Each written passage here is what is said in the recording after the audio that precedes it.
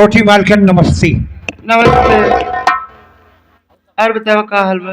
हमारे हाल तो सब ठीक है, तो अपनी हाल बताओ। एकदम बढ़िया है। बढ़िया ही है। आप सब लोग सबसे पहले मेरा परिचय लीजिए कि मेरा नाम क्या है और मैं रहने वाली कहाँ की हूँ। मेरा नाम मानसी है। मैं जिला बांदा बिटारा गांव की रहने वाली हूँ। मेरे घर में एक छोटा देवर है जिसका नाम मंजीत है और मेरी सासू माँ है जिनका नाम किंजल सछानी है। भगवान की कृपा से गोद में एक बच्चा है जिनका नाम राजू है। और क्या बताऊं? बोलिए।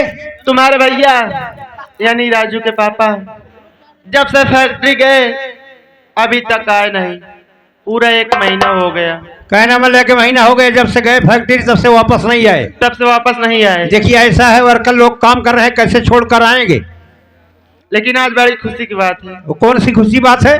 खुशी की बात यह है कि आज राजू के पापा घर आ रहे हैं। क्या आ जा रहे हैं? इसलिए घर का काम सारा करके तैयार होके चल रही हूँ। बैठकर इंतजार करती हूँ राजू के पापा आ रहे होंगे। कहने का मतलब आपके पास फोन आया था? फोन आया था। ठीक है, बैठ जाइए। लेकिन कैसे?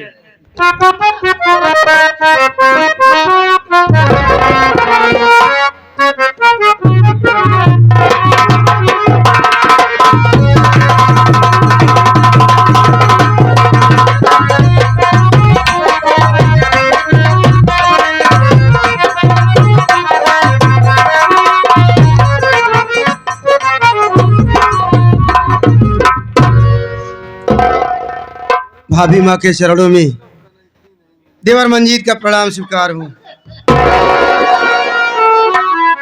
खुश रहो देवर।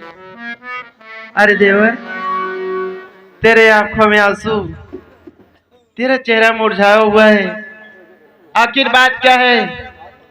अपने भाभी माँ से नहीं बताएगा? देवर मेरी बात सुन, मैं कहना क्या चाहती हूँ।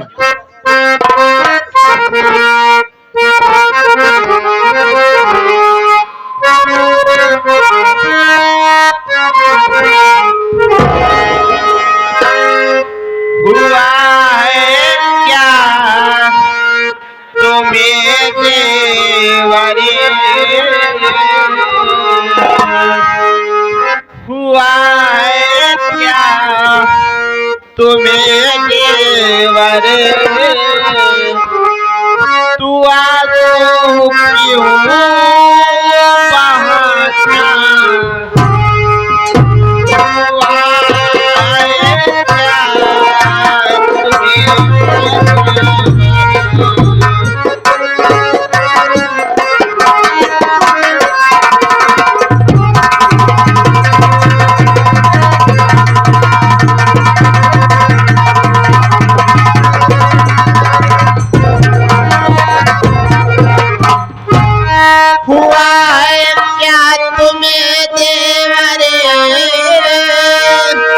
तू आंसू क्यों बहाता? मुसीबत क्या पड़ी सरी पे? मुसीबत क्या पड़ी सरी पे? तू मुझसे क्यों छिपाता?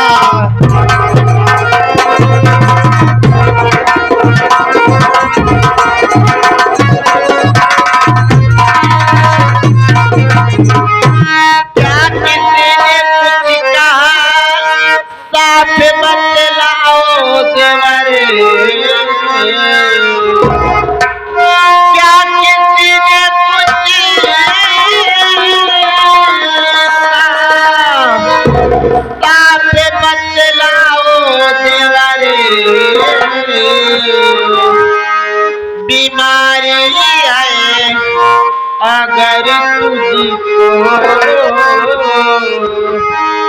बीमारी है अगर तुझको, तो मुझसे क्यों छिपाता?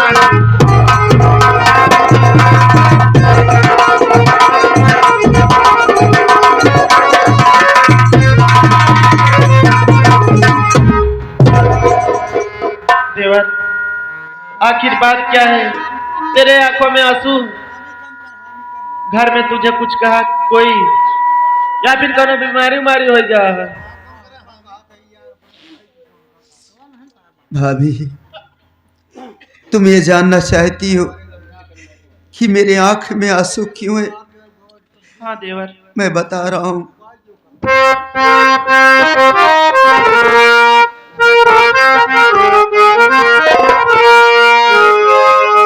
बताऊं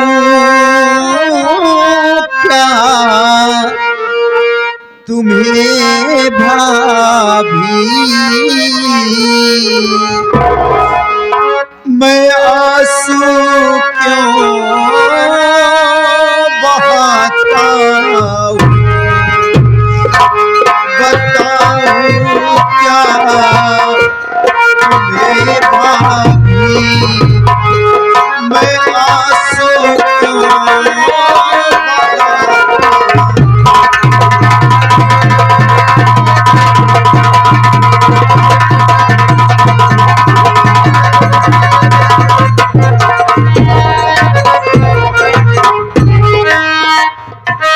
बताऊं क्या तुम्हें भाभी, मैं आंसू क्यों बहाता हूँ?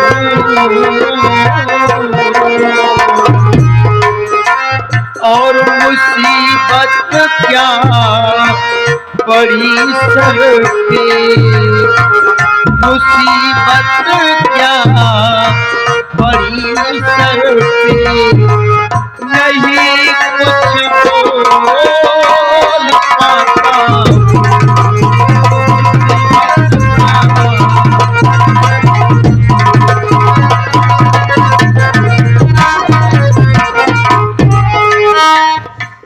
कहा भैया निकल जाओ, नया ना फिर से इस घर में।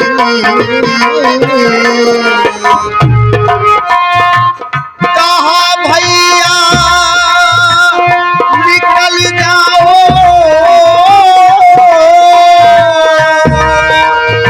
नया ना फिर से इस घर में। सही बातें बताता हूँ, सही बातें बताता मैं, अब तुमसे दूर जाता हूँ। सही बातें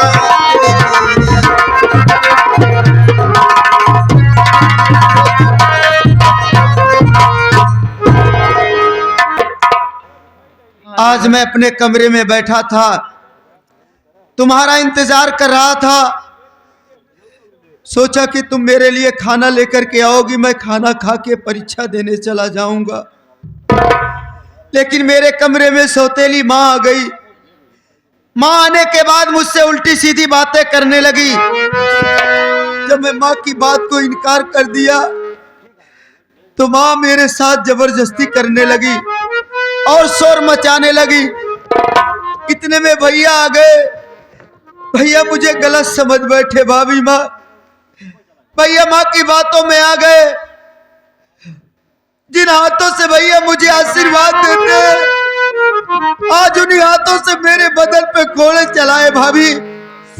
और इतना ही नहीं, भैया बोले कि ये घर छोड़ करके तू चला जा, इस घर में दोबारा मत आना।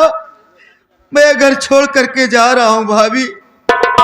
नहीं देवर, तू ये घर छोड़ के कहीं नहीं जाएगा। अरे वो सौतेली सासू माँ आखिर अपना असली रूप, असली कारनामा दिखा ही दी। और तुम्हारे भैया इतने नासमझ हो गए कि अपने भाई को बात में नहीं बल्कि उस सौतेली माँ की बातों में आ गए।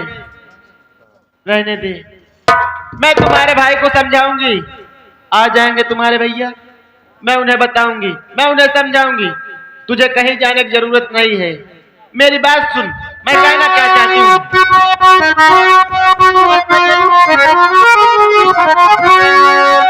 क्या कहा तेरे भैया घर से निकल जाओ तुम,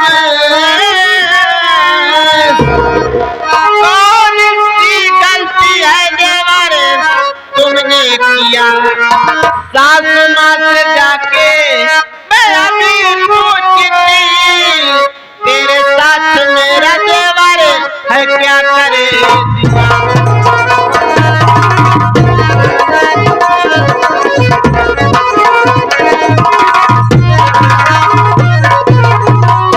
बस देवर, इतना दिन बहुत बर्दाश्त करे। आज सासू माँ के पास जा, कौन सी पूछब कि आखिर हमारे देवर करे का बात। तुम उस सौतेली माँ के पास जाना चाहती हो, मेरी बात सुनो।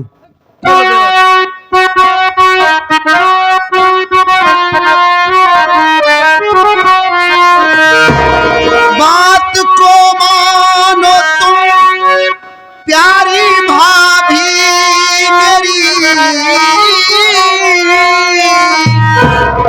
पास सौतेली माँ के तुम जाओ नहीं, मार जैसे मुझे तुझे मारेगी, गाली दे करके भाभी तुझे तारेगी।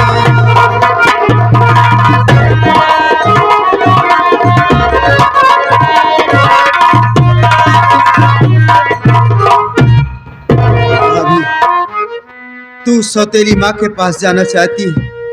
नहीं भाभी नहीं, मेरी बात मान, तू उसके पास मत जा, नहीं तो जैसे मुझे मारी, मुझे गालियां दी, वैसे तुझे भी मारेगी, तुझे भी गालियां देगी। मेरी बात मान, तू उसके पास मत जा, मुझे भूख लगी है, मुझे खाना दे दे, मैं खाना खा के चला जाऊंगा। देवर तुझे भूख लगी है, तू बैठ, मैं तेरे लिए खाना लेकर आती हूँ।